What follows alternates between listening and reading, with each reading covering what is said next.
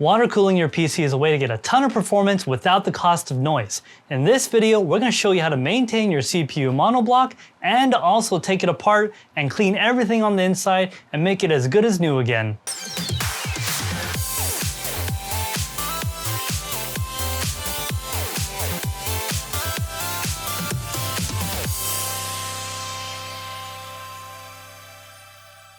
So this is actually my personal workstation. This is the same workstation I use to edit all these YouTube videos, make that wonderful 4K 60 FPS that you guys know and love, and this is also my gaming rig and it does mining on the side when I'm not using it.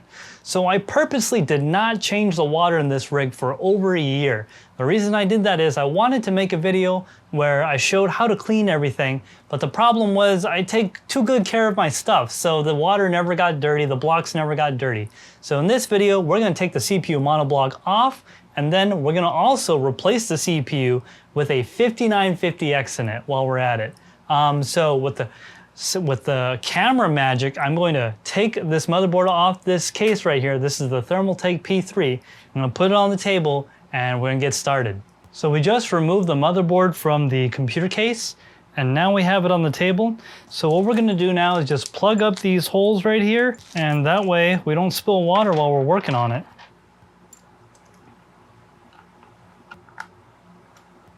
And you don't want to make these plugs too tight because then you'll crack the Plexi. So you just want to go tight enough to where they'll seal so it won't leak again. And now we're going to plug up the chipset. Yes, this motherboard has water cooling on both the CPU, VRMs, MOSFETs, and the chipset. Now that we got all the water blocks on this motherboard plugged up, we can flip it over and start removing all the water blocks and get them ready for cleaning. So on this motherboard, you actually got to take off the back armor in order to get out all the screws that hold on the monoblock. So before we do that, we're going to put on our gloves and tie back our hair. That way we can really get into it.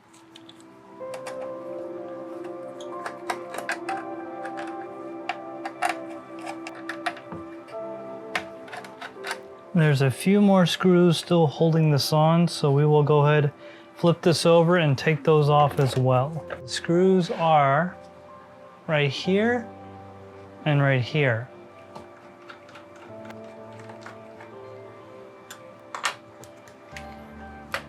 All right, so this back armor should just come off now. Yep, just like that. All right, to take these three out, they're just standard Phillips bits. And these right here are 2mm. They are 2mm hexes.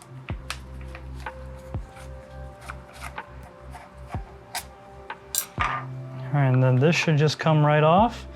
If you guys are wondering what this is just like an insulator right here, this plastic. All it does is it keeps a non-conductive layer between the motherboard and the supporting plate on the back, because you don't want to have metal on metal contact, especially on an expensive motherboard like this. All right, now that we removed all those screws, this monoblock in theory should just come off. Let's take a gander here. Just kind of, oh, yep, there we go. And look how dirty this block is. That is exceptionally disgusting. And that is almost a year of not maintaining and not cleaning. Disgusting, absolutely disgusting. So it's important that you keep your area nice and clear. That way when you're working on something, it doesn't get in the way or you knock it off the table. Especially with like how expensive these graphics cards are. You know, I shouldn't leave that on the edge there. So make sure you store everything in a relatively safe location. What we're gonna do right now is actually clean the thermal paste off the monoblock. That way it doesn't get over everything as we try to take it apart. So I always use dry cloth first and get the majority of it that way. Now we got the majority of it, I like to take a little patch of cloth, spray it with a liberal amount of alcohol, take the rest off of it right there. Just like that, get that nice shiny surface. So now that's done, what we're gonna do is carefully take these off. Okay, so now that our block is clean, what I'm gonna do is take these plastic spacers off and store them somewhere safe. And then we're ready to start taking this block apart. So first thing we'll do is remove this black piece. That black piece is just the LED. That's where this wire goes in. So we're gonna flip it over right here. and take these 2 black screws out. And again, I'm using a 2mm drive hex driver. And then you see it just kind of falls off. And now the block looks like that. So we're gonna actually take the real block off now. All right, these screws up here appear to be 2.5, and these are still 2mm. I'm gonna start with the smaller ones and try to remember what sides they came out of. So then that just comes off.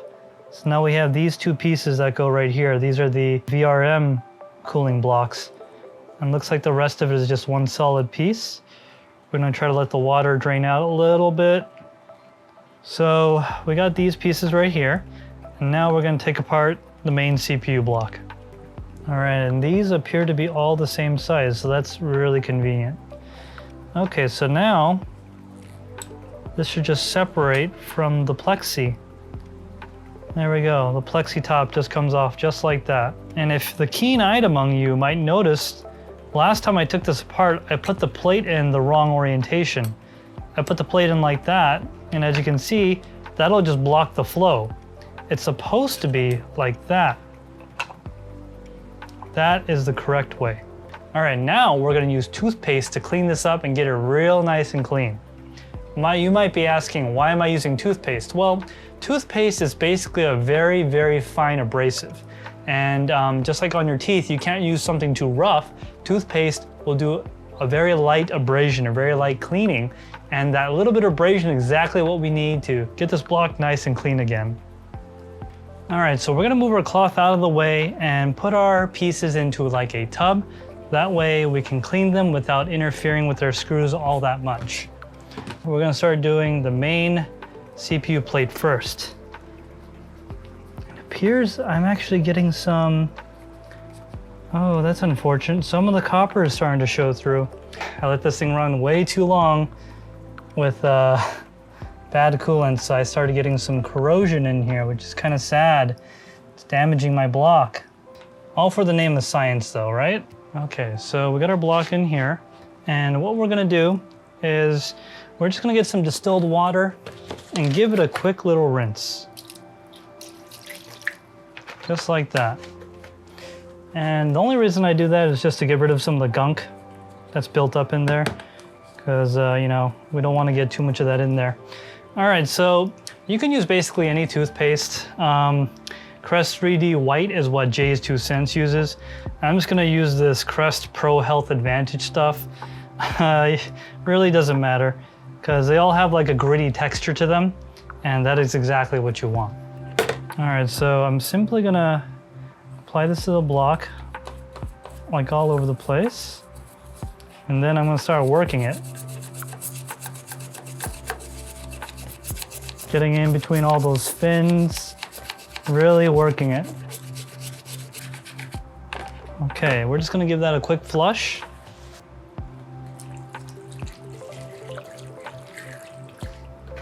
That cleaned up real nicely, huh? Oh yeah, that's right, that comes off. I knew that.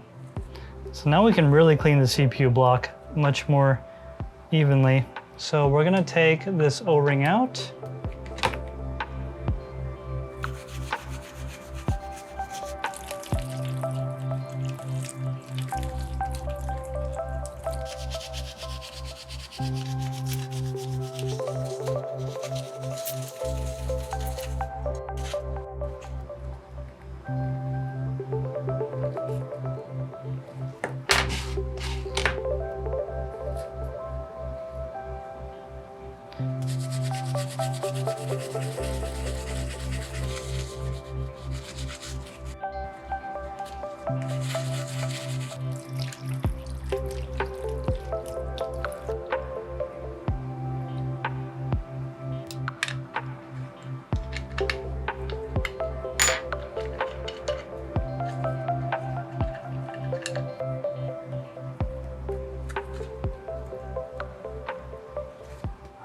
All right, so this is important, guys. Look real carefully. The reason why I have this against a white background is you can clearly see there's these little teeny O-rings right there. Do not, I repeat, do not lose these, okay? Because if you lose these, you're gonna be really bumming because then you can't seal your block. You gotta go to the hardware store and get new ones. All right, so do not lose them. So what I'm actually gonna do is take them out. That way I know exactly where they are.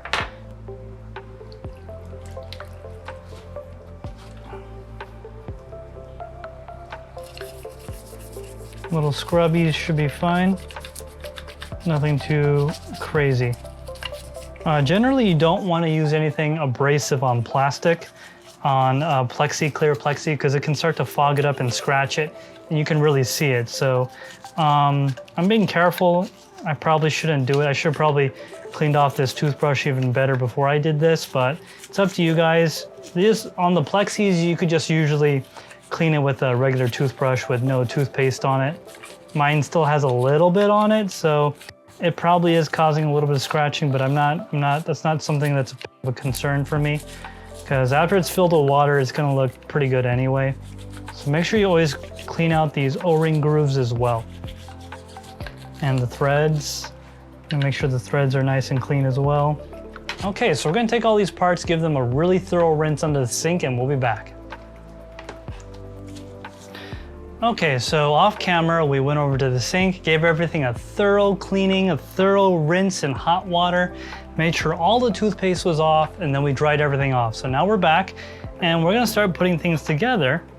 So as you can see, everything is in fantastic shiny shape now. Because I waited so long to replace the coolant, there is some of the nickel that is coming off, and you can see some of that copper poking through, but that's okay, that's not a big deal. So, how are we gonna put this back together? Well, there's many ways to do it, but remember, reverse orders. So we did take the O-rings out of this. Oh, by the way, we did clean the O-rings off camera. So we're gonna put the O-rings back, and then we're gonna start putting the block together. Now, you see this? This can be mounted in here in almost any orientation, so you gotta be careful. It only goes in one way, in the sense that it could be mounted anyway, but only one way is right. So the way to figure that out, get your Plexi, put the jet plate on it, because the jet plate will only go on in one direction. This jet plate, when it's attached to the block, should be facing the fins on the opposite direction. So the jet plate should sit on the fins like this, not like this. So that's how you know if your cold plate is incorrectly. Remember, when you put everything back together, make sure you get all the O-rings, because it's really easy to forget a step, and forget an O-ring, then you're gonna have a bad time. You gotta take the whole thing apart. So we're gonna take our O-rings and get them back into the block. You can kind of see that they kind of wanna go a certain way. So you're just gonna have to find that and then try to get it in there. Okay, so on our Plexi, we got the perimeter O-ring and the 4 center O-rings. And then we're gonna put our plate right on top. And then our jet plate's gonna go right there. And make sure the slit in the jet plate is not the same way as the fins, because then it'll only go one way. And that's how I had it before, and I was wondering why my performance was so bad. It's actually gonna go that way. All right, do the flip. And get the CPU bolts in first, because we're going in the opposite order that we started this in. And we're not gonna tighten everything down. We're just gonna give it a quick snug to make sure it's in contact with the O-ring. But no, we're not gonna tighten it yet, because we got a special procedure with the appropriate tools to torque it down.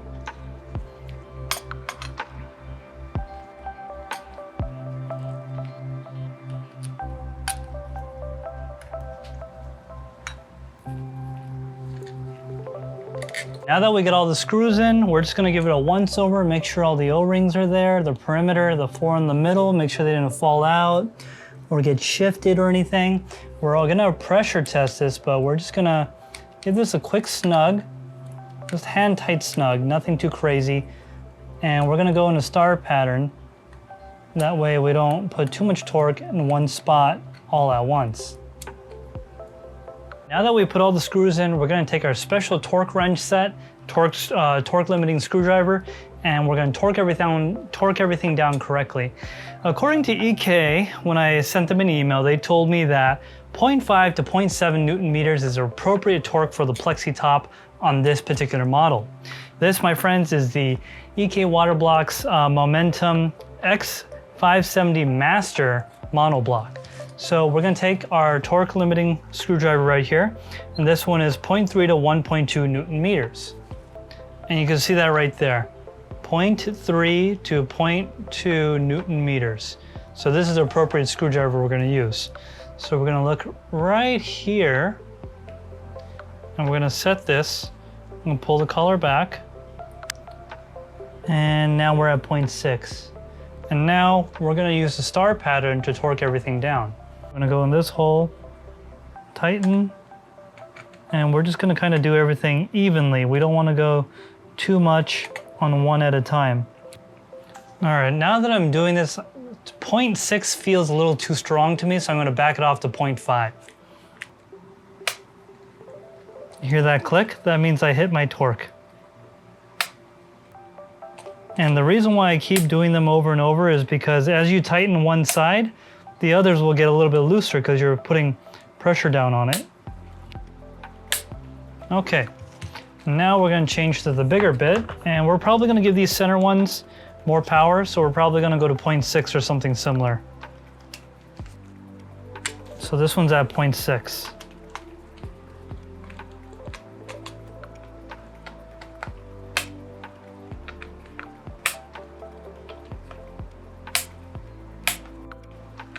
All right, now we have successfully put the screws in and torqued it down to EK specifications, which is 0.5 to 0.7 Newton meters.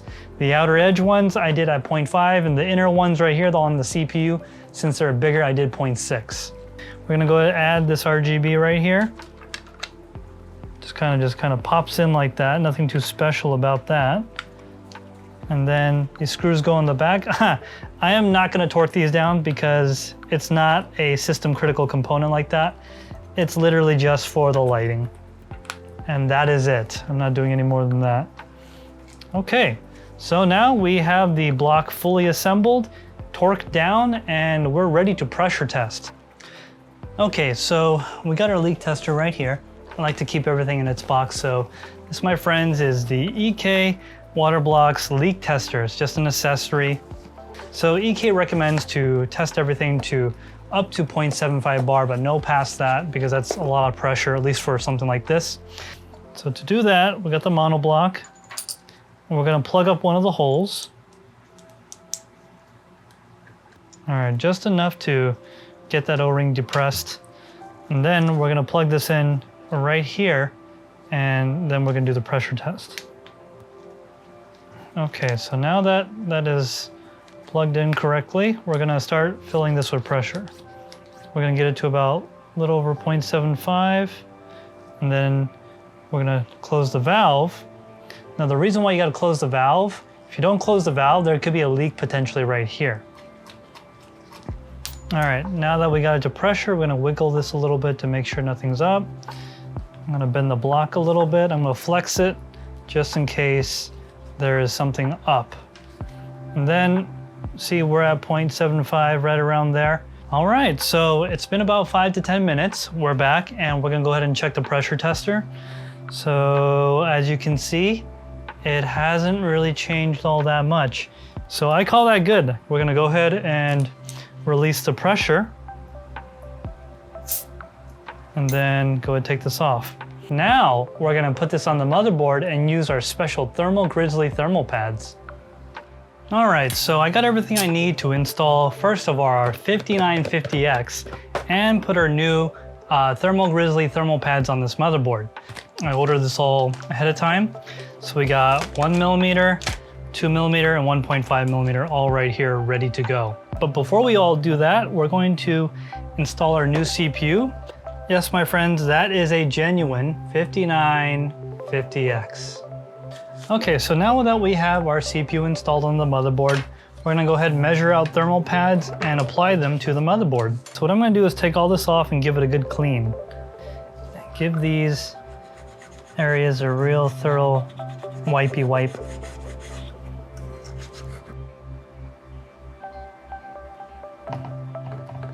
Okay, that's good. Now all we gotta do is apply our thermal paste and put the monoblock on and try to do this all in one shot without screwing anything up.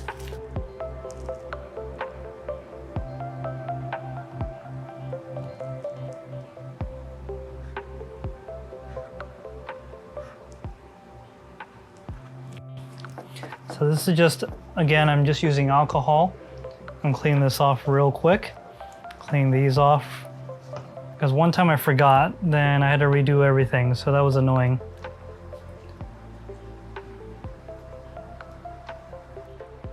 Looks good to me. All right, I'm gonna go straight down as best as I can. I'm actually gonna take the RAM out. Okay. Straight down. Okay, I'm gonna flip this over while I'm holding it and get my CPU screws in. Isolator plate, then the CPU screw. All